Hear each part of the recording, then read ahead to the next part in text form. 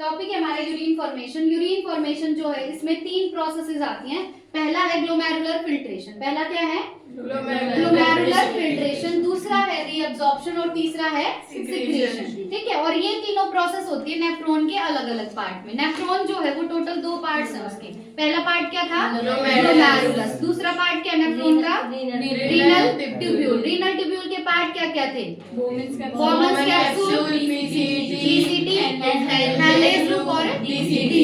ये किसके पार्ट है? रीनल ट्यूब्यूल के। ठीक है, नेफ्रॉन के टोटल कितने पार्ट? 2 पार्ट। अब नेफ्रॉन का जो पूरा स्ट्रक्चर था उसमें बनेगा हमारा यूरिन। क्या बनेगा? यूरिन। और यूरिन बनने के लिए टोटल 3 प्रोसेस लगती हैं। पहली प्रोसेस है ग्लोमेरुलर फिल्ट्रेशन। पहली प्रोसेस क्या है? Glomerular filtration. दूसरी प्रोसेस है रीअब्जॉर्प्शन। दूसरी प्रोसेस क्या है? रीअब्जॉर्प्शन। और तीसरी प्रोसेस है सिक्रीशन। तीसरी प्रोसेस क्या है? सिक्रीशन। मतलब सबसे पहले फिल्टर करेंगे, फिल्टर करने के बाद चीजों को रीअब्जॉर्ब करेंगे और रीअब्जॉर्ब करने के बाद सिक्रीट कर देंगे। ठीक है, तो filtration, reabsorption and secretion. Filtration कहाँ पे होगा? ग्लोमेरुलस में। The first step in urine formation is the filtration of blood. पहला स्टेप क्या है यूरिन फॉर्मेशन में? ब्लड का फिल्ट्रेशन। पहला स्टेप क्या है ब्लड का? फिल्ट्रेशन। अब ब्लड का फिल्ट्रेशन करता है ग्लोमेरुलस। ब्लड का फिल्ट्रेशन कौन करेगा? ग्लोमेरुलस करेगा। इसीलिए फर्स्ट स्टेप को बोलते हैं ग्लोमेरुलर फिल्ट्रेशन। क्या बोलते हैं? ग्लोमेरुलर फिल्ट्रेशन बोलते हैं। On an average, 1100 to 1200 ml of blood is filtered by the kidneys per minute, which constitutes roughly 1/5 of the blood pumped out by each ventricle of the heart in a minute. बहुत लंबी रामायण होगी ना। हर एक जो ventricle है heart की वो 1 minute में जितना ब्लड पंप करती है उस ब्लड का 1/5 किडनी फिल्टर करती है हर 1 मिनट में। और ये कितना है? 1100 to 1200 ml। देखो किडनी में क्या है? ग्लोमेरुलस। और ग्लोमेरुलस को क्या करना है? ब्लड को फिल्टर करना है। ग्लोमेरुलस का काम क्या है? ब्लड को फिल्टर करना। अब ग्लोमेरुलस जो है वो 1 मिनट में 1100 से 1200 ml ब्लड फिल्टर करता है। कितना ब्लड फिल्टर करता है? 1100 से 1200 ml ब्लड फिल्टर करता है। और ये जो ब्लड है ये ब्लड 1/5 है। किसका 1/5 है? जितना ब्लड वेंट्रिकल्स पंप कर रहे हैं हर 1 मिनट में। 1 मिनट में वेंट्रिकल जितना ब्लड पंप कर रहे हैं उस ब्लड का 1/5 फिल्टर किया जा रहा है बाय ग्लोमेरुलस। समझ रहे हो? और वो ब्लड कितना है? 1100 से 1200 ml। ठीक है, मतलब वेंट्रिकल ने तो बहुत सारा ब्लड पंप किया, उस ब्लड का 1/5 फिल्टर किया। किसने? ग्लोमेरुलस ने। कितनी देर में? 1 मिनट में। कितनी देर में देख रहे हैं? 1 मिनट में। ठीक है, उसके बाद glomerular capillary blood pressure causes filtration of blood through 3 layers. अब ग्लोमेरुलस में जो ब्लड का फिल्ट्रेशन होगा वो 3 लेयर्स के थ्रू होगा। कितने लेयर्स के थ्रू होगा? 3 लेयर्स के थ्रू होगा। और ये फिल्ट्रेशन किसकी वजह से हो रहा है? जो अब ग्लोमेरुलस क्या था? Tuft of capillaries. तो ग्लोमेरुलस की जो कैपिलरी है ना उनके अंदर बनेगा ब्लड प्रेशर। क्या बनेगा उनके अंदर? Blood pressure. उस ब्लड प्रेशर की वजह से ये ब्लड फिल्टर होगा। और ये ब्लड कितनी लेयर्स के थ्रू फिल्टर होगा? 3 लेयर्स के थ्रू फिल्टर होगा। अब ये 3 लेयर कौन कौन सी हैं? बिल्कुल ध्यान से सुनना। देखो पहली है endothelium of glomerular blood vessel. जो ग्लोमेरुलर ब्लड वेसल है उनकी एंडोथेलियम, ये है पहली लेयर। दूसरी क्या है? बोमन्स कैप्सूल की एपिथेलियम। दूसरी क्या है? बोमन्स कैप्सूल की एपिथेलियम। और तीसरी है बेसमेंट मेम्ब्रेन। तीसरी क्या है? Basement membrane. पहली क्या थी? Endothelium of glomerular blood vessel. दूसरी है बोमन्स कैप्सूल की एपिथेलियम। और इन दोनों के बीच में होती है बेसमेंट मेम्ब्रेन। दोनों के बीच में क्या है? बेसमेंट मेम्ब्रेन है। अब एपिथेलियल सेल्स जो है बोमन्स कैप्सूल के, इनको बोलते हैं पोडोसाइट्स। बोमन्स कैप्सूल के एपिथेलियल सेल्स को क्या बोलेंगे? पोडोसाइट्स बोलते हैं। Are arranged in an intricate manner so as to leave some minute spaces called filtration slits or slit pores. Bowman's capsules के सेल को क्या बोल रहे हैं? पोडोसाइट्स। ये जो पोडोसाइट है ये अरेंज्ड होते हैं बहुत इंट्रिकेट मैनर में। इंट्रिकेट मैनर मतलब बहुत क्लोजली स्पेस्ड है। बहुत क्लोजली स्पेस्ड है तो जो स्पेस बचेगा इनके बीच में वो छोटा बचेगा या बड़ा? छोटा। ठीक है, तो बोमन्स कैप्सूल के ये जो पोडोसाइट है ये बहुत इंट्रिकेट मैनर में अरेंज्ड है जिससे बहुत छोटा छोटा स्पेस बचता है। और उस छोटे से स्पेस को बोलते हैं फिल्ट्रेशन स्लिट या स्लिट पोर। स्लिट क्या होती है? छोटी सी खाली जगह, है ना, तो इसकी वजह से यहाँ क्या बने? फिल्ट्रेशन स्लिट या स्लिट पोर बने हैं, ठीक है। Blood is filtered so finally through these membranes. अब ये जो पोर बने हैं ना छोटे छोटे, यहाँ से ब्लड इतना फाइनली फिल्टर होता है, इतना अच्छे से फिल्टर होता है कि जो प्लाज्मा है उसके सारे कॉन्स्टिट्यूएंट्स फिल्टर हो जाते हैं। सिर्फ क्या फिल्टर नहीं होता? प्रोटीन फिल्टर नहीं होते, ठीक है। और ये फिल्टर जो कुछ भी हुआ है ये फिल्टर होके होके कहाँ पे जाएगा? बॉमस कैप्सूल के ल्यूमेन में। कहाँ पे जाएगा? बॉमस कैप्सूल के ल्यूमेन में जाएगा। Therefore it is considered as a process of ultrafiltration. तो ये जो फिल्टर होने वाली प्रोसेस है इसको बोलते हैं अल्ट्रा फिल्ट्रेशन। अल्ट्रा होता है बिल्कुल प्रोमैक्स, जो बिल्कुल अच्छे से हो रही हो प्रोसेस, बहुत प्रिसाइजली जो प्रोसेस हो रही हो उसको क्या बोलते हैं? अल्ट्रा, है ना। ये फिल्ट्रेशन बहुत अच्छे से हो रहा है, सब कुछ बहुत अच्छे से फिल्टर हो रहा है, इसीलिए इसको क्या बोला? Ultra filtration. देखो हमने क्या देखा कि हमें यूरिन बनाना है। यूरिन बनाने के लिए 3 प्रोसेस लगेंगी और ये तीनों प्रोसेस होती है नेफ्रॉन के अंदर। पहली प्रोसेस क्या है? Glomerular filtration. दूसरी प्रोसेस क्या थी? रीअब्जॉर्प्शन। तीसरी प्रोसेस क्या है? सिक्रीशन। अब पहले हम पढ़ेंगे ग्लोमेरुलर फिल्ट्रेशन। ग्लोमेरुलर फिल्ट्रेशन में क्या होगा कि ग्लोमेरुलस जो है वो ब्लड फिल्टर करता है। 1 मिनट में कितना ब्लड फिल्टर करेगा? 1100 से 1200 ml ब्लड फिल्टर करता है, जो कि 1/5 है। किसका 1/5 है? वेंट्रिकल ने जितना भी ब्लड पंप किया है उस ब्लड का ये 1/5 है, ठीक है। और वेंट्रिकल भी 1 मिनट में वो ब्लड पंप कर रहे हैं, उस सारे ब्लड का 1/5 ब्लड फिल्टर किया जाता है बाय ग्लोमेरुलस, ठीक है। अब ये जो फिल्ट्रेशन हो रहा है ये फिल्ट्रेशन किसकी वजह से होता है? ग्लोमेरुलस की वजह से। ग्लोमेरुलस में क्या है? कैपिलरी है, उन कैपिलरीज में बनेगा ब्लड प्रेशर, उस ब्लड प्रेशर की वजह से होता है ये फिल्ट्रेशन। और ये फिल्ट्रेशन कितनी लेयर्स के थ्रू होगा? 3 लेयर्स के थ्रू होगा। पहली लेयर क्या है? Endothelium of glomerular blood vessels. Endothelium of glomerular blood vessels. दूसरी बीच में क्या आएगी? Basement membrane. बीच में क्या आएगी? Basement membrane. और उसके बाद आएगी एपिथेलियम ऑफ बॉमन्स कैप्सूल। तीसरी लेयर क्या है? Epithelium of Bowman's capsule. अब जो बॉमन्स कैप्सूल है उसके एपिथेलियल सेल्स का एक नाम दिया है। क्या नाम दिया है? पोडोसाइट्स। ये पोडोसाइट बिल्कुल इंट्रिकेट मैनर में अरेंज्ड हैं, तो इनके बीच में बनेगा छोटा छोटा स्पेस। उस छोटे से स्पेस का क्या नाम दिया है? फिल्ट्रेशन स्लिट या स्लिट पोर, ठीक है। अब इन फिल्ट्रेशन स्लिट या स्लिट पोर से ब्लड पास होगा। मान लो तुम्हारे घर पे एक छलनी है, ठीक है।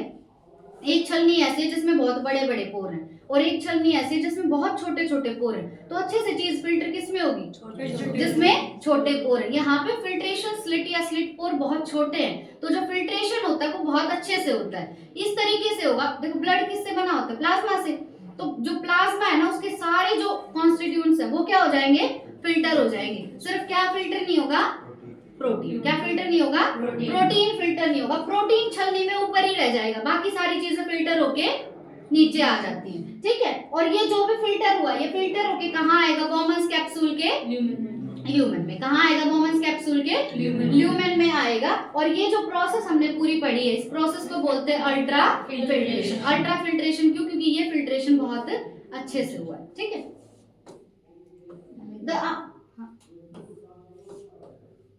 लिखेंगे पूरा लिखेंगे। The amount of the filtrate formed by the kidneys। अब जो भी चीज छन के नीचे आती है, हमने बायोमोलिक्यूल्स में भी पढ़ा था, जो चीज छन के नीचे आती है उसको क्या बोलते हैं? नीचे जो आती है फिल्टर होके जो आगे वो फिल्ट्रेट, है ना। जो चीज नीचे फिल्टर होके आगे वो फिल्ट्रेट, जो ऊपर ही रह गया वो रिटेंटेट। यहाँ ऊपर क्या रह गया? प्रोटीन। तो रिटेंटेट में क्या है? यहाँ पे प्रोटीन। रिटेंटेट में क्या है? प्रोटीन। नीचे फिल्टर होके सब कुछ आ गया प्लाज्मा का, तो वो क्या है? फिल्ट्रेट। वो क्या है? फिल्ट्रेट। तो 1 मिनट में किडनी जो फिल्ट्रेट बनाती है उसको बोलते हैं GFR। क्या बोलेंगे? GFR यानी ग्लोमेरुलर फिल्ट्रेशन रेट। रेट हम कब देखते हैं? टाइम के सेंस में, है ना, कि कितने टाइम में कितना काम हो रहा है, उसको क्या बोलते हैं? रेट। तो 1 मिनट में किडनी कितना फिल्टर कर रही है, किडनी कितना फिल्ट्रेट बना रही है, उसको बोलते हैं किडनी का ग्लोमेरुलर फिल्ट्रेशन रेट। क्या बोलते हैं? Glomerular filtration rate. अब जो एक हेल्दी इंडिविजुअल होता है उसके अंदर ये GFR होता है 125 ml पर मिनट, और एक दिन में कितना होगा? 180 लीटर। एक जो हेल्दी इंडिविजुअल होगा उसके अंदर 1 मिनट में उसकी किडनी कितना फिल्ट्रेट बनाएगी? 125 ml। कितना बनाएगी? 125 ml। तो ये उसका जीएफआर है 1 मिनट का। लेकिन अगर उसका पूरे दिन का जीएफआर हम देखें हेल्दी इंडिविजुअल का, तो पूरे दिन का कितना होता है 180 लीटर। कितना होता है 180 लीटर। तुम पूरे दिन में 180 लीटर यूरिन निकाल देते होगे? नहीं निकालते ना। तो बना तो 180 है लेकिन निकालते हो बहुत कम, तो बाकी सारा कहाँ गया? रीअब्सॉर्ब हो गया। बाकी सारा क्या हो गया? रीअब्सॉर्ब। बनाया तो कितना 180 लीटर बनाया 1 दिन में, पर निकलता है बहुत कम, तो ये ज्यादातर क्या करना पड़ेगा? रीअब्सॉर्ब करना पड़ेगा। ठीक है, तो नेक्स्ट क्या आता है? The kidneys have built in mechanisms for the regulation of glomerular filtration rate. अब ये जो जीएफआर है ना, ग्लोमेरुलर फिल्ट्रेशन रेट, ये आगे के एक चैप्टर में भी आएगा, तो ध्यान रखना जीएफआर की फुल फॉर्म क्या है? Glomerular filtration rate. इसको बॉडी में रेगुलेटेड रखना पड़ता है, मतलब ना कम होना चाहिए और ना ज्यादा होना चाहिए। अब किडनी के अंदर ये एक बिल्ट इन मैकेनिज्म है, मतलब किडनी के पास ही ऐसी कैपेबिलिटी है कि वो अपने जीएफआर को रेगुलेटेड रख सकती है, ना कम होने देगी और ना ज्यादा होने देगी। One such efficient mechanism. अब ये जो मैकेनिज्म देखा है ना, इसी में एक मैकेनिज्म जो है वो क्या है? Is carried out by juxtaglomerular apparatus. एक मैकेनिज्म ऐसा कौन परफॉर्म करता है? Juxtaglomerular apparatus. कौन परफॉर्म करता है? Juxtaglomerular apparatus. ठीक है, तो जक्स्टाग्लोमेरुलर अपैरेटस का क्या काम है? ये इसके पास एक मैकेनिज्म है जिसकी हेल्प से ये जीएफआर को रेगुलेट कर सकता है। ठीक है, तो पहला मैकेनिज्म किसका देख रहे हैं? जीएफआर का। जीएफआर क्या है? Glomerular filtration rate. ठीक है, और जेजीए क्या है? Glomerular apparatus. अब जेजीए है क्या? It is a special sensitive region formed by cellular modification in the DCT and the afferent arteriole at the location of their contact। जो DCT है और जो afferent arteriole है, वो जहां पे मिलते हैं ना, उनके मीटिंग पॉइंट पे सेल्स में मॉडिफिकेशन हो जाता है। सेल्स में क्या हो जाएगा? मॉडिफिकेशन। और वो सेल्स मॉडिफाई होके बनाते हैं एक सेंसिटिव रीजन। उस सेंसिटिव रीजन का नाम क्या है? JGA। क्या है ना? JGA। हमने क्या देखा? हमारे पास है एफरेंट आर्टरियोल और DCT। ये जहां पे मिलते हैं, इनके मीटिंग पॉइंट पे क्या होंगे? कुछ सेल्स होंगे, उन सेल्स में हो जाएगा मॉडिफिकेशन। इस मॉडिफिकेशन की वजह से बनता है JGA। क्या बनता है? JGA, यानी जक्स्टाग्लोमेरुलर अपैरेटस। और ये कैसा है? एक रीजन सेंसिटिव रीजन। कैसा रीजन है? Sensitive region. जेजीए का काम क्या है? इसके पास एक ऐसा मैकेनिज्म है जिसकी वजह से ये जीएफआर को रेगुलेट कर सकता है, ना बढ़ने देगा ना घटने देगा। किस किस के मॉडिफिकेशन से बना है जेजीए? डीसीटी और एफरेंट आर्टरियोल, जहां पे मीट कर रहे हैं वहां पे बना है। अब फॉल इन जीएफआर। जीएफआर क्या है? अगर जीएफआर में फॉल आता है, अगर जीएफआर कम होता है तो वो एक्टिवेट कर देगा जेजी सेल्स को। जेजी सेल्स मतलब जक्स्टाग्लोमेरुलर सेल्स। ठीक है, अगर जीएफआर कम होगा तो कौन से सेल्स एक्टिवेट होंगे? जेजी सेल्स एक्टिवेट होंगे। और जेजी सेल्स अगर एक्टिवेट होंगे तो जो हमारा ये अपैरेटस है, जक्स्टाग्लोमेरुलर अपैरेटस है, ये सिक्रीट करता है रेनिन। क्या रिलीज करेगा? रेनिन रिलीज करेगा। और रेनिन क्या करता है? ग्लोमेरुलर ब्लड फ्लो को बढ़ा देता है। रेनिन क्या करेगा? ग्लोमेरुलर ब्लड फ्लो को बढ़ा देगा। अब ग्लोमेरुलस में आने वाला अगर ब्लड बढ़ गया तो उसका जो फिल्ट्रेट नीचे निकल रहा था वो भी बढ़ जाएगा। अगर फिल्ट्रेट बढ़ गया तो जीएफआर जो है वो नॉर्मल हो जाएगा। जीएफआर क्या हो जाएगा? नॉर्मल। देखो समराइज करती हूँ, उसको पूरे को बिल्कुल ध्यान से सुनना। हम पढ़ रहे टॉपिक क्या हमारा? Urine formation. लिखते जाना बे कॉपी में सब साथ। टॉपिक क्या हमारा? Urine formation. यूरिन फॉर्मेशन में कितने स्टेप हैं? 3। पहला स्टेप का नाम बताओ? Glomerular filtration. पहला स्टेप क्या है? Glomerular filtration. मतलब यहाँ पे चीजें फिल्टर होंगी। ठीक है, दूसरा स्टेप क्या है? रीअब्जॉर्प्शन। दूसरा स्टेप क्या है? रीअब्जॉर्प्शन। तीसरा स्टेप क्या है? सिक्रीशन। तीसरा स्टेप क्या होगा? सिक्रीशन। पहले क्या पढ़ेंगे? पहला है हमारा ग्लोमेरुलर फिल्ट्रेशन। जीएफ हमें पढ़ना है। अब देखो, ग्लोमेरुलर फिल्ट्रेशन जो है, इसमें फिल्ट्रेशन होता है ब्लड का। किसका फिल्ट्रेशन होगा? ब्लड का। और ब्लड को फिल्टर करेगा ग्लोमेरुलस। ब्लड को कौन फिल्टर करता है? ग्लोमेरुलस। तो ग्लोमेरुलस किसको फिल्टर कर रहा है? ब्लड को फिल्टर कर रहा है, इसीलिए इस प्रोसेस का नाम क्या दिया? Glomerular filtration. क्या दिया प्रोसेस का नाम? Glomerular filtration. अब यहाँ पे कितना ब्लड फिल्टर करता है? ग्लोमेरुलस कितना ब्लड फिल्टर करता है? 1100 to 1200 ml। कितनी देर में? 1 मिनट में। 1 मिनट में ये इतना ब्लड फिल्टर कर देता है। और जो हमारी वेंट्रिकल, हार्ट में वेंट्रिकल होती है ना, वेंट्रिकल 1 मिनट में कितना ब्लड पंप करती हैं? एक जो सिंगल वेंट्रिकल है वो 5500 to 6000 ml। 5000 ml हमने देखा था, 5000 देखा था। इसके हिसाब से यहाँ नहीं बोल रही मैं, हाँ मतलब इसके हिसाब से इतना हो जाएगा, लेकिन वहाँ पे हार्ट वाले चैप्टर में कितना देखा था? 5000 ml देखा था। तो वेंट्रिकल जितना भी ब्लड पंप करती है, उस ब्लड का ये ब्लड कितना है? 1/5। ठीक है, वेंट्रिकल ने जितना भी ब्लड 1 मिनट में पंप किया, ये ब्लड उसका कितना है? 1/5 है। ठीक है, अब हमने देखा कि जो ग्लोमेरुलस ब्लड फिल्टर करता है वो 3 लेयर्स के थ्रू करता है। कितनी लेयर्स के थ्रू? 3 लेयर्स के थ्रू करता है। पहली लेयर क्या थी तुम्हारी? एंडोथेलियम ऑफ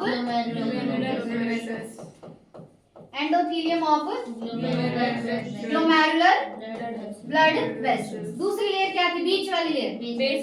बीच वाली लेयर क्या थी? Basement membrane. बीच वाली थी बेसमेंट मेम्ब्रेन। और तीसरी थी तीसरी है एपिथेलियम ऑफ एपिथेलियम किसकी? बॉमन्स कैप्सूल की। अब जो ये तुम्हारी तीनों लेयर्स हैं, इनके थ्रू जो ब्लड फिल्टर हो रहा है वो क्यों हो रहा है? क्योंकि ग्लोमेरुलस बना हुआ है किससे? ग्लोमेरुलस किससे बना हुआ है? Is it of capillaries. Glomerulus बना है कैपिलरीज की वजह से।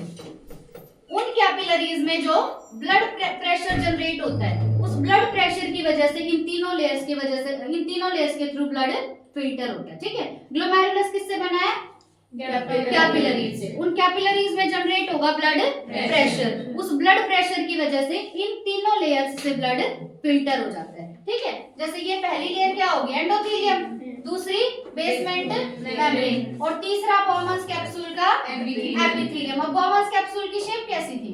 Cup shape. बॉमन्स कैप्सूल की शेप थी कप शेप। ये मान लो तुम्हारा बॉमन्स कैप्सूल है। ठीक है, यहाँ से ब्लड आया, ब्लड आके कहाँ आएगा?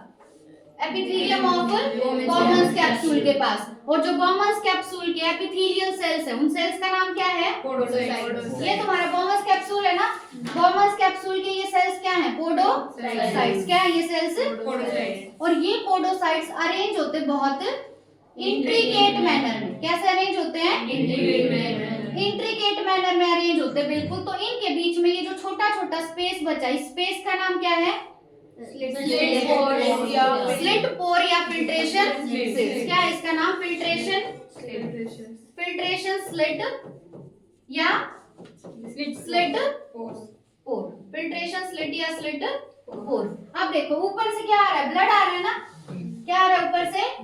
ब्लड। ब्लड में क्या होता है? प्लाज्मा है ना। ब्लड में क्या होता है? प्लाज्मा। तो ब्लड यहाँ से आया, अब ब्लड का जो प्लाज्मा है वो सारा फिल्टर होके नीचे आ जाता है, सारा फिल्टर होके नीचे आ जाता है। बस ऊपर क्या रह जाता है? प्रोटीन। यहाँ ऊपर क्या रह जाएगा? प्रोटीन फिल्टर होके नीचे नहीं आते, तो प्रोटीन रिटेंट रह गए ऊपर, रिटेंशन हो गया उनका। तो रिटेंटेट में क्या है? प्रोटीन। और नीचे जो भी छन के आ गया, ये जो पूरा स्ट्रक्चर है नीचे, ये क्या है? ये क्या है? बॉमन्स कैप्सूल है। और ये जो खाली जगह है बॉमन्स कैप्सूल की, इसको क्या बोलेंगे? Lumen of Bowman's capsule. तो जो फिल्ट्रेट तुम्हारा छन के आया है वो कहाँ पे आया है? ल्यूमेन ऑफ बॉमन्स कैप्सूल में। तो यूं पूछते हैं कि बॉमन्स कैप्सूल में जो फिल्ट्रेट आया है, क्या उसकी कॉम्पोजिशन ब्लड की कॉम्पोजिशन के बिल्कुल सेम है? नहीं। और सब कुछ तो सेम है, बस इसके अंदर प्रोटीन नहीं है और ब्लड के अंदर प्रोटीन है। तो यहाँ जो फिल्टर होके आया है, वैसे तो इन दोनों की कॉम्पोजिशन सेम है, बस डिफरेंस क्या है कि यहाँ पे प्रोटीन नहीं है और यहाँ पे प्रोटीन है। समझ गए ये बात? अब जो चीज नीचे आ गई वो फिल्ट्रेट, जो चीज ऊपर रहेगी वो रिटेंटेट। ठीक है, अब ये जो नीचे आया है इसको हमने क्या बोल दिया? फिल्ट्रेट। क्या बोल दिया? फिल्ट्रेट। और ये फिल्ट्रेशन अगर हम मिनट के हिसाब से देख रहे हैं, 1 मिनट में देख रहे हैं, तो इसको क्या बोल देंगे? रेट। क्या बोल देंगे? रेट। क्योंकि जब भी हम टाइम के हिसाब से कोई चीज देखते हैं तो उसको क्या बोलते हैं? रेट। और ये चीज फिल्टर किसने की है? ग्लोमेरुलस ने। किसने फिल्टर की है? ग्लोमेरुलस ने। तो इसको क्या बोलेंगे? Glomerulus filtration rate. क्या बोलेंगे? Glomerulus filtration rate. ठीक है, तो जो चीज फिल्टर होके नीचे आ गई वो क्या है? फिल्ट्रेट। क्या है वो? फिल्ट्रेट। ये जो चीज तुम्हारी छन के नीचे आ रही है, जो फिल्ट्रेट है, ये कितना होता है? 1 मिनट में कितना आएगा हेल्दी इंडिविजुअल? 125 ml। 1 मिनट में कितना आता है फिल्ट्रेट यहाँ पे? 125 ml पर मिनट। यानी GFR कितना होता है हेल्दी इंडिविजुअल का? 125 ml पर मिनट। एक दिन में देखोगे तो GFR कितना होगा? 180 लीटर। एक दिन में कितना होता है? 180 लीटर पर डे। ठीक है, ये GFR हो गया। अब उसके बाद क्या है कि किडनी जो है, किडनी के पास इनबिल्ट मैकेनिज्म है अपने इस GFR को रेगुलेट करने का। अपने GFR को रेगुलेट करने का किडनी के पास इनबिल्ट मैकेनिज्म है। उसी से एक मैकेनिज्म हम किसके अंदर देख रहे हैं? JG। ऐसा ही एक मैकेनिज्म कौन परफॉर्म करता है? JG। JG क्या है? Juxtaglomerular apparatus. JG क्या है? Juxtaglomerular apparatus. अब JG बनता कैसे? ये अपैरेटस है तो किस किस से मिलके बना? एक तो एफरेंट आर्ट्रियोल और दूसरा DCT। ये दोनों जहां पे मिल रहे हैं, इनके पॉइंट ऑफ कांटेक्ट पे कुछ सेल्स थे। उन सेल्स में हुआ मॉडिफिकेशन। उन सेल्स में क्या हुआ? मॉडिफिकेशन। इस सेलुलर मॉडिफिकेशन की वजह से बना JGA। JGA क्या है? Juxtaglomerular apparatus. क्या है JGA? Juxtaglomerular apparatus. ठीक है, अब GFR क्या था? Glomerular filtration rate. देखो, जो भी तुम्हारा ग्लोमेरुलर फिल्ट्रेशन है, फिल्ट्रेट है, वो यहाँ पे आ रहा है ना छन के। मान लो ये जो तुम्हारा फिल्ट्रेट है ये कम हो गया, ये फिल्ट्रेट कम हो गया, तो हम क्या बोलेंगे? GFR कम हो गया। GFR कम क्यों हो गया? क्योंकि ऊपर से आने वाला ब्लड कम आ रहा होगा, है ना? अगर ऊपर से आने वाला ब्लड कम है तो तुम्हारा GFR क्या हो जाएगा? कम हो जाएगा। अगर GFR यहाँ पे कम है तो तुम्हारे JG सेल्स एक्टिवेट होंगे। कौन से सेल्स एक्टिवेट होंगे? JG cells. JG सेल्स मतलब जक्स्टाग्लोमेरुलर सेल्स। अगर यहाँ पे आने वाला फिल्ट्रेट कम हो गया मतलब GFR कम हो गया। GFR कम हो गया मतलब कौन से सेल्स एक्टिवेट होंगे? JG सेल्स, यानी जक्स्टाग्लोमेरुलर सेल्स। अब जक्स्टाग्लोमेरुलर सेल किसके अंदर प्रेजेंट है? जक्स्टाग्लोमेरुलर अपैरेटस के अंदर। तो वो अपैरेटस एक्टिवेट हो गया, तो उस अपैरेटस ने रिलीज किया रेनिन। क्या रिलीज करेगा वो? रेनिन रिलीज करेगा। अब रेनिन क्या करेगा? ऊपर से आने वाले ब्लड का फ्लो बढ़ा देगा। अगर ऊपर से आने वाले ब्लड का फ्लो बढ़ गया तो ये फिल्ट्रेट भी बढ़ जाएगा, नॉर्मल हो जाएगा। कम हो गया था अब नॉर्मल हो जाएगा। बढ़ मतलब कम हो गया, अगर नॉर्मल करना तो बढ़ाना पड़ेगा, है ना? तो अब ऊपर से आने वाला ब्लड अगर बढ़ गया तो तुम्हारा फिल्ट्रेट भी बढ़ जाएगा, यानी अब तुम्हारा GFR नॉर्मल हो गया। ठीक है, तो अगर तुम्हारा GFR कम होगा तो कौन से सेल्स एक्टिवेट होंगे? JG cells. JG cells activate होंगे तो कौन सा अपैरेटस एक्टिवेट हुआ है? जब JGA अपैरेटस एक्टिवेट हुआ, वो अपैरेटस अब रिलीज करवाएगा रेनिन रिलीज करवाएगा। क्या रिलीज करवाएगा? रेनिन। और रेनिन ऊपर से आने वाले ब्लड का फ्लो बढ़ा देता है। ब्लड का फ्लो बढ़ गया तो यहाँ फिल्टर होने वाली चीज का फ्लो भी बढ़ गया, मतलब तुम्हारा GFR बढ़ गया, और बढ़ गया तो अब नॉर्मल आ गया। ठीक है, आया समझ?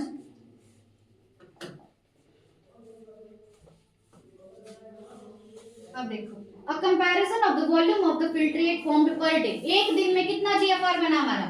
180 लीटर्स बना। ठीक है, with that of the urine release. लेकिन यूरिन हम कितना रिलीज करते हैं एक दिन में? 1.5 लीटर। एक दिन में यूरिन कितना रिलीज करते हैं? 1.5 लीटर। तो इसका मतलब है कि 99% जो फिल्ट्रेट बना है उसको करना पड़ेगा रीअब्सॉर्ब। क्या करना पड़ेगा? रीअब्सॉर्ब करना पड़ेगा। और रीअब्सॉर्ब करने का काम है रीनल ट्यूब्यूल्स का। रीअब्सॉर्ब करने का काम किसका है?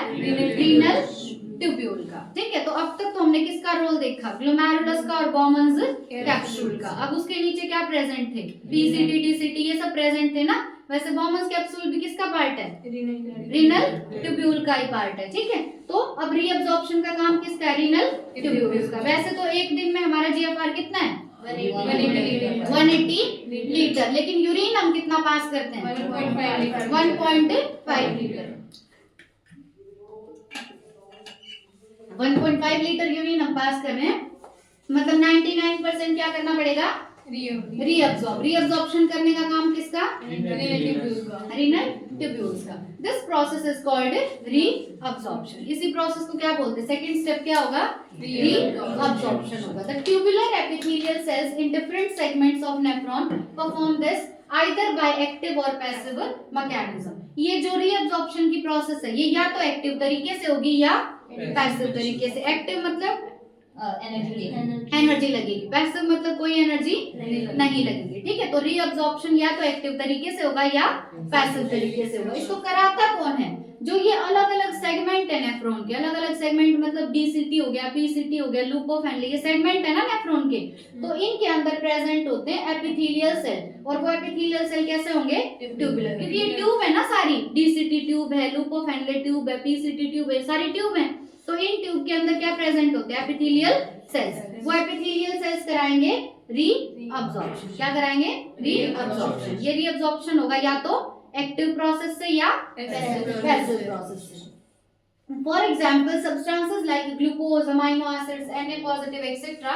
in the filtrate are reabsorbed actively, whereas nitrogenous waste are absorbed by passive transport. बहुत ज्यादा इंपॉर्टेंट है ये बात कि किसका ट्रांसपोर्ट एक्टिव तरीके से होता है और किसका पैसिव तरीके से। देखो, ग्लूकोज है, अमाइनो एसिड और आयंस हैं, जैसे Na पॉजिटिव, ये अगर फिल्ट्रेट के अंदर प्रेजेंट है तो इनको ये ट्यूब रीअब्सॉर्ब कर लेती हैं। कौन से तरीके से? एक्टिव तरीके से। लेकिन अगर कोई भी नाइट्रोजनस वेस्ट है तो उस नाइट्रोजनस वेस्ट को अब्सॉर्ब किया जाता है पैसिव तरीके से, ठीक है। फिल्ट्रेट क्या है? हमारा ब्लड था, ब्लड फिल्टर होके आया बॉमन्स कैप्सूल में, उसी को क्या बोल दिया? फिल्ट्रेट।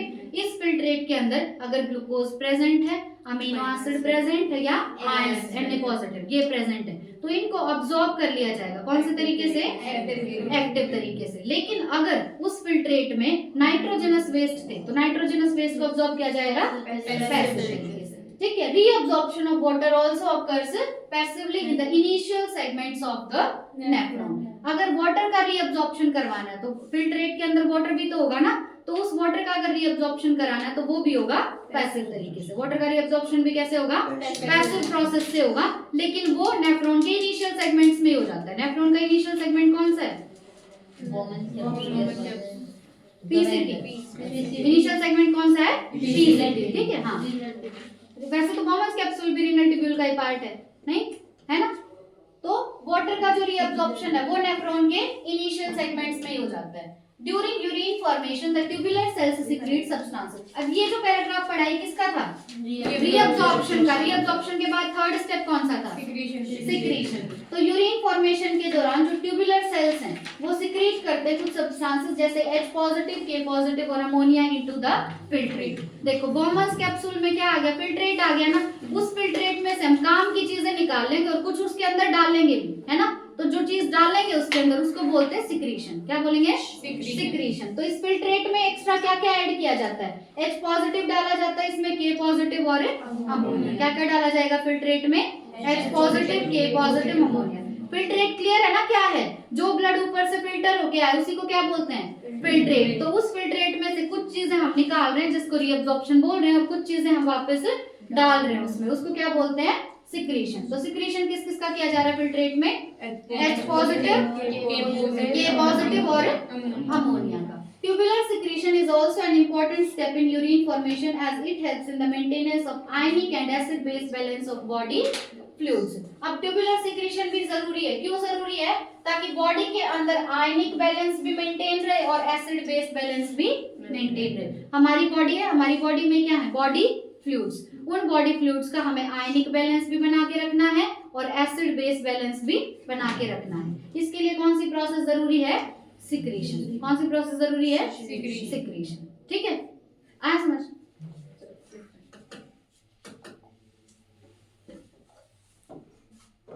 सेकंड स्टेप कौन सा है? रीअब्सॉर्प्शन। रीअब्सॉर्प्शन क्यों करना पड़ा? क्योंकि एक दिन में एक दिन में कितना फिल्ट्रेट बनाया हमने? 180 लीटर बनाया। लेकिन हम यूरिन कितना पास करते हैं? ये 180 लीटर फिल्ट्रेट है, मतलब इतना ब्लड फिल्टर हो गया है। लेकिन जो हम यूरिन पास करते हैं वो यूरिन कितना होगा? 1.5 लीटर, मतलब 99% जो फिल्ट्रेट था उसको तो हमें क्या करना पड़ेगा? री अब्सॉर्ब करना पड़ेगा।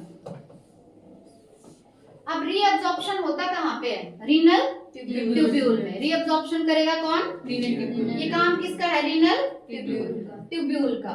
और रीनल ट्यूब्यूल में कौन से सेल्स होते हैं? Epithelial cells. रीनल ट्यूब्यूल में कौन से सेल्स होंगे? एपिथेलियल देख लेना, एपिथेलियल सेल्स। और एपिथेलियल सेल्स कैसे होते हैं? ट्यूबुलर। कैसे होते हैं? ट्यूबुलर। ट्यूब्यूल्स में प्रेजेंट है तो ये ट्यूबुलर है। ठीक है। अब जो रीअब्जॉर्प्शन की प्रोसेस है वो दो तरीके से हो सकती है, एक एक्टिव और एक पैसिव। ठीक है। रीअब्जॉर्प्शन हो सकता है हमारा या तो एक्टिव होगा या पैसिव होगा। पैसिव बता दो पहले, किस किस का पढ़ा है? पैसिव किस किस का होगा? एक तो नाइट्रोजनस बेस का, दूसरा वाटर का। वाटर का हो जाता है इनिशियल सेगमेंट्स में, है ना, जैसे पीसीटी। इनिशियल सेगमेंट्स में वाटर का रीअब्जॉर्प्शन कर लिया जाता है। एक्टिव तरीके से किस किस का होगा? ग्लूकोज हो गया, आयंस जैसे सोडियम आयन हो गया और अमीनो एसिड्स। इनका रीअब्जॉर्प्शन कैसे होगा? एक्टिव। ठीक है, ये हो गया रीअब्जॉर्प्शन। और भी था कुछ रीअब्जॉर्प्शन में? कुछ भी नहीं था। उसके बाद थर्ड स्टेप कौन सा है? सिक्रीशन। सिक्रीशन पहली बात तो किया क्यों जाता है? To maintain the ionic balance and acid base balance of our body fluids. हमारे बॉडी फ्लूइड्स का आयनिक बैलेंस बनाने के लिए और एसिड बेस बैलेंस बनाने के लिए किया जाता है सिक्रीशन। सिक्रीशन में तीन चीजें सिक्रीट करेंगे फिल्ट्रेट में। पहला H पॉजिटिव, दूसरा K पॉजिटिव और तीसरा ammonia. H positive, K positive और अमोनिया का सिक्रीशन किया जाता है इनटू द फिल्ट्रेट। किसमें डाली जाएंगी ये चीजें? फिल्ट्रेट में। तो फिल्ट्रेट से कुछ चीजें निकाल लेंगे और कुछ उसमें डाल देंगे। जो निकाल रहे हैं वो रीअब्जॉर्प्शन और जो डाल रहे हैं उसमें वो सिक्रीशन। ठीक है। बोलती रहती वीडियो तो। नेक्स्ट टॉपिक है हमारा फंक्शंस ऑफ द ट्यूब्यूल्स। पहले हम देखेंगे पीसीटी का फंक्शन। पहले क्या है? पीसीटी का फंक्शन। पीसीटी की फुल फॉर्म बताना। Proximal convoluted tubule. प्रॉक्सिमल मतलब पास वाला और डिस्टल मतलब दूर वाला। ठीक है, तो पहले पीसीटी का फंक्शन देखो। PCT is lined by simple cuboidal brush border epithelium. PCT जो है उसकी लाइनिंग है एपिथेलियम की। पीसीटी की लाइनिंग किसकी है? एपिथेलियम की लाइनिंग है। और एपिथेलियम भी कौन सी है? Simple cuboidal. एपिथेलियम कौन सी है? Simple cuboidal. स्ट्रक्चरल ऑर्गेनाइजेशन में पढ़ चुके हम, है ना। एपिथेलियम कौन सी है इनके अंदर? Simple cuboidal. ठीक है, और वो कैसी है? Brush border. कैसी है वो? Brush border. ठीक है, तो जो पीसीटी है, पीसीटी लाइंड है एपिथेलियम से और ये एपिथेलियम है सिंपल क्यूबॉइडल ब्रश बॉर्डर। कैसी है epithelium? Simple cuboidal brush border. अब अगर ब्रश बॉर्डर है तो ब्रश बॉर्डर अपीयरेंस उसकी क्यों है? To increase the surface area. Brush border appearance क्यों है? To increase the surface area for reabsorption. जहां भी तुम्हें ब्रश बॉर्डर दिखे, विलाई दिखे, ठीक है, सीलिया दिखे, इन सब का काम क्या होता है? सरफेस एरिया को बढ़ाना, है ना। तो इसकी ब्रश बॉर्डर अपीयरेंस है to increase the surface area for reabsorption. Nearly all of the essential nutrients, लगभग सारे एसेंशियल न्यूट्रिएंट, 70 to 80% इलेक्ट्रोलाइट्स और वाटर ये रीअब्सॉर्ब कर लेता है। ये सेगमेंट बहुत ज्यादा इंपॉर्टेंट है इनके फंक्शन। फिर से बता रही हूँ, पहला फंक्शन क्या है इसका कि जितने भी इलेक्ट्रोलाइट्स हैं, लगभग सारे इलेक्ट्रोलाइट्स, लगभग सारे एसेंशियल न्यूट्रिएंट्स कौन रीअब्सॉर्ब कर लेगा? पीसीटी। कौन रीअब्सॉर्ब कर लेगा? पीसीटी। ठीक है, 70 to 80% इलेक्ट्रोलाइट भी कौन रीअब्सॉर्ब कर लेता है? पीसीटी। और वाटर भी रीअब्सॉर्ब कौन कर लेगा? पीसीटी। हमने देखा था ना, वाटर का रीअब्सॉर्प्शन होता है पैसिव तरीके से और हो जाता है in the initial segments of the tubule. तो इनिशियल सेगमेंट कौन सा है? पीसीटी। तो पीसीटी के तीन काम। पहला काम रीअब्जॉर्प्शन लगभग सारे एसेंशियल न्यूट्रिएंट्स का। दूसरा 70 to 80% इलेक्ट्रोलाइट्स का। तीसरा वाटर का। वाटर का रीअब्जॉर्प्शन एक्टिवली और पैसिवली? पैसिव। ठीक है। पीसीटी और किसमें हेल्प करेगा? Helps to maintain the pH and ionic balance of body fluids by selective secretion of hydrogen ion, ammonia and potassium ions into the filtrate and by absorption of HCO3 negative from it। देखो हमने देखा था कि हमारी body PCT हम देख रहे हैं। पीसीटी के अंदर रीअब्जॉर्प्शन तो किस किस का हुआ है? एसेंशियल न्यूट्रिएंट्स का, 70 to 80% इलेक्ट्रोलाइट्स का और वाटर का। ठीक है।